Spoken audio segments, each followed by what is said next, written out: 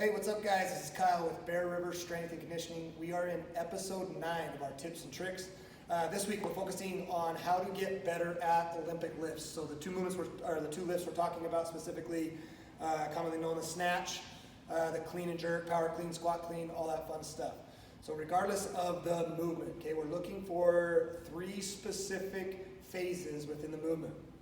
In today's programming, we talk about a 3-position snatch. What these 3 positions are, we're going to talk about each of them. They're target points for the bar. The bar needs to get to these 3 spots so that we can get the most out of our body and send the bar into the right spot. Okay, so the first section is obviously off the floor. It's where the bar is going to start at the shin. As that bar travels up and I push through my heels, the next spot we're looking for is right at the top of the knee. So I need to have contact with that bar at the top of my knee. Bad habits here are for people to pull the knees back and generate this space. That's bad positioning of the bar, right? As you start to work through your body movement up, you're going to be leaving some on the table because the bar is getting away from you, okay? So once that bar gets to the top of the knee, the last position that we're looking for is at the pockets. And this is the spot that most people miss, especially beginners. It's the hardest skill, in my opinion, to develop. And what that looks like is as the bar passes the knee, people will think, okay, I'm ready to send this bar up. They squeeze their butt, they jump and shrug, and they've got this big gap. And all that power from the hip isn't taking the bar with it. So essentially, you're required to pull the bar with a small muscle group rather than letting the hip be what moves the bar up. Okay, so each section has a name, each section has a purpose. The first section, that shin to the knee, that's called your tension section. What we're trying to do is drive the knees out or back or out and back, depending on the lifter you are, and create tension on the posterior chain.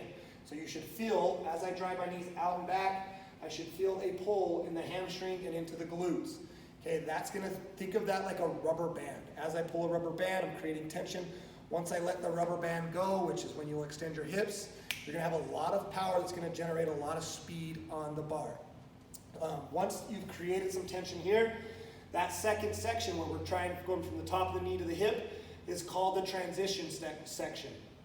What happens here, this is the most commonly missed one, we need to transition this bar from the knee to the pockets, okay? The goal here is to do it with the arms staying straight. As we start to teach this, we'll see a lot of people that'll start to take this bar and bend with their elbows, okay? As soon as it bends, the power ends. I need to push my knuckles down. So if this is what you struggle with, you can simply push your knuckles down and that bar will start to guide towards the hips. So now once I've got to this position, you can see I still am ready to launch my hips, but the bar is gonna come with me. So as I brush my hips to the bar, we're gonna generate this force up. Okay, that last section is called extension. So once the bar gets to the hip, now I'm going to extend. Notice my arms are still straight.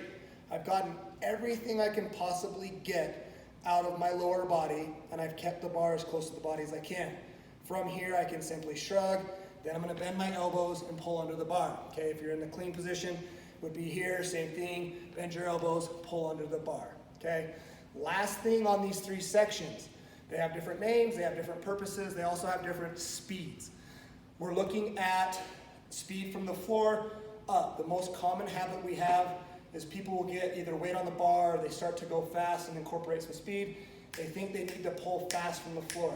That's not the case, because as soon as you start to speed things up, you potentially can lose position on the bar. So think of it similar to driving a vehicle, okay? You have 3 sections, 3 speeds. The section from your shin to your knee is the parking lot speed. It's all about controlling the bar into the right spot. It's not about how fast it is. This transition section, that's your highway speed. So we're gonna start to speed up and send the bar to the hip. Once I get it to the hip, that's your freeway speed. So your extension section is as fast as possible, okay? So you have parking lot, highway, freeway, then you can get to your finished position and pull under the bar. If you struggle with any of these sections, grab a PVC. This is the foundation of quality movement, okay? You could take a 15-pound barbell if that's super light for you to do. Regardless of it, we call it the sexy work, okay? It's the stuff that you're not gonna feel like you're getting a super big workout, but at the end of the day, this is what moves the needle in our adaptation of skill, meaning our ability to move a barbell correctly and get the bar in the right positions. in correlation with what the body is doing. So grab a PVC all the time, every day if you need to. Today we're doing a 3-position snatch, which is where we go 1 rep from the hip, then we come down 1 rep from the knee, and then we come down to the bottom, 1 rep from the floor, hitting all 3 positions as we work down. Give it a shot, guys. Enjoy your week. Thank you.